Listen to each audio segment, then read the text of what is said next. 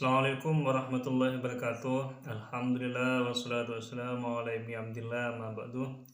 Para sahabat bisikan di langit dan dirahmati oleh Allah Subhanahu wa taala, dimanapun kalian berada, semoga tetap dalam perlindungan Allah Subhanahu wa taala. Amin amin Allahumma amin.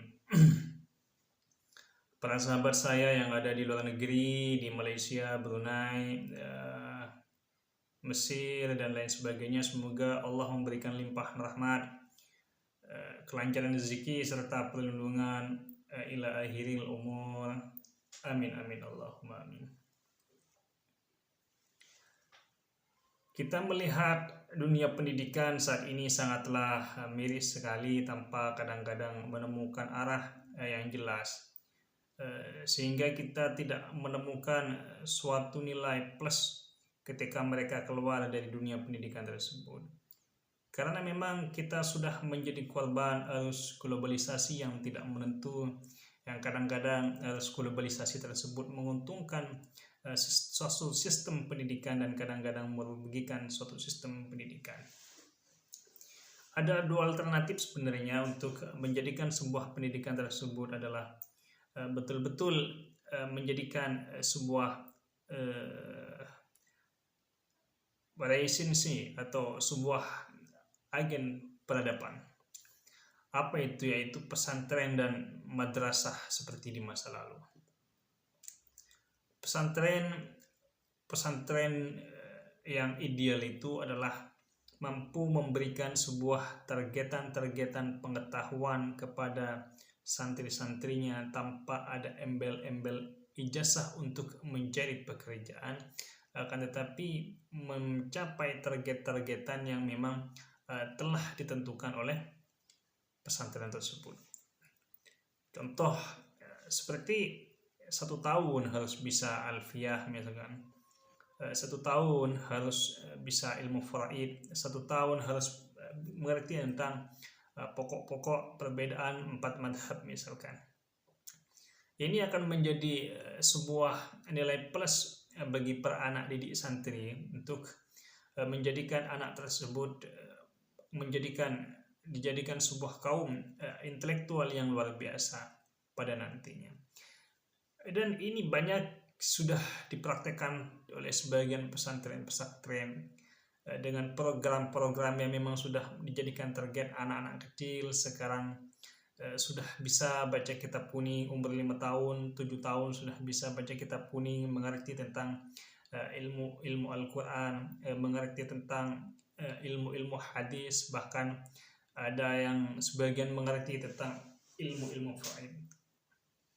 Kan tapi ini hanya dipraktikkan oleh sebagian pesantren-pesantren saja, dipraktikkan oleh sebagian pendidikan saja. Sehingga targetan seperti ini akan mampu menjadikan sebuah tonggak nanti, sebuah tonggak peradaban yang mampu dijadikan sebuah ikon peradaban dunia Islam pada nantinya. Karena setelah menguasai ilmu-ilmu tersebut, maka akan berlanjut atau naik pada tahap selanjutnya pada ilmu-ilmu sains, pada ilmu fisika, biologi, ilmu nuklir, dan ilmu peralatan canggih lainnya. Para sahabat bisikan dari langit dan dirahmati oleh Allah Subhanahu wa taala. Harapan dunia muslim ini pada saat ini adalah Indonesia, juga Malaysia. Akan tapi bagaimana kedua negara tersebut ini mampu untuk menjadikan generasi bangsanya tidak menjadi generasi yang tolol, mabuk, sakau, dan bermocorah.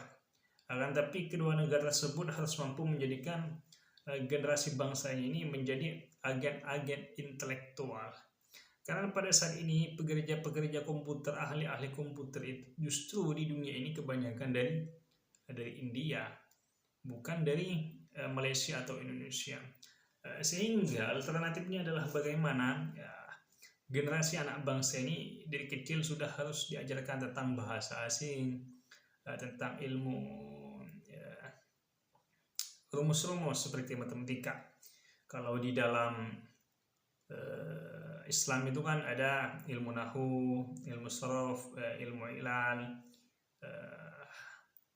dan ilmu faraid. Itu kan ilmu semacam ilmu gramatik kan. Kalau di umum itu kan fisika. Ini kan harus semuanya kan dipadukan. Bagaimana nantinya kelihatan setelah umur 12 tahun anak-anak bangsa ini, anak-anak Malaysia juga ini harus mampu menjadi agen intelektual yang serba bisa dalam segala bidang. Kita ini persaingannya pada sini adalah persaingan arus global. Sudah tidak bersaing lagi antara sekolah yang satu dengan sekolah yang lain. Sudah bertanding antara provinsi yang satu dan provinsi yang lain. Karena ketika arus globalisasi ini melanda dunia, maka semuanya negara-negara tersebut akan berkompetensi. Siapa nantinya negara tersebut atau generasi mana nantinya tersebut yang akan menjadi generasi agen of change, agen intelektual, agen perubahan, dan agen-agen lain sebagainya. Ini adalah harus kita bersadari bersama. Indonesia dan juga negara Malaysia harus mampu mendidik anak generasi bangsanya untuk menjadi spirit pengetahuan, spirit keimanan, agar nantinya bangsa ini betul-betul menjadi ikon perubahan dan ikon peradaban. Karena kalau kita melihat peradaban saat ini, Barat ini sebenarnya akan terkikis habis karena terlalu banyak mengeluarkan dana untuk perang. Sehingga peradaban ini akan berpindah ke timur. Ya, kalau nggak ke Cina ya ke Indonesia. Saya berharap peradaban itu berpindah ke Indonesia. Karena secara kultural, secara etika, secara moral, Indonesia ini sangat memenuhi untuk memimpin Indonesia. Sangat memenuhi untuk memimpin dunia. Karena dunia pada saat ini ketika dipimpin oleh Barat, moral mereka itu tidaklah jadi contoh dalam percaturan dunia internasional. Tidak bisa dijadikan ikon contoh dalam dunia internasional. Sehingga suri-suri tauladan itu tidaklah tampak di dalam kacamata dunia internasional, walaupun secara teknologi, secara kecanggihan memang kita harus mengakui bahwa Barat jauh lebih maju daripada negara Asia Tenggara maupun beberapa negara ASEAN ini.